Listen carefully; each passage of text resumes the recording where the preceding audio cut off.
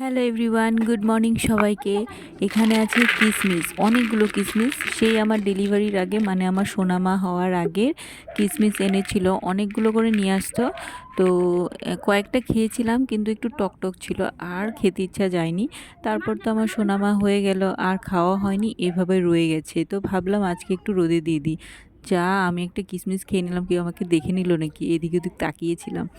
তো এইদিকে কাপড় ধুয়ে দিয়ে দিয়ে গেছে এক বালতি। আজকে কাপড়গুলো একটু কম আছে, আর রোদটাও বেশ ভালো চকচকে হয়েছে, তার জন্য ভাবলাম যে কিশমিশগুলো আজকে রোদে দিই, তাহলে একটু টক ভাবটা চলে যাবে।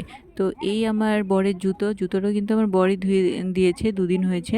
রোদটা ভালো করে উঠেনি, তার জন্য ভালো করে শুকোয়নি।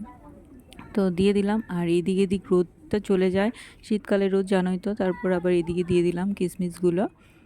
আর বিকেলবেলার দিকে কিশমিশগুলো এখন বয়ামটার মধ্যে আবার ঢেলে রাখলাম।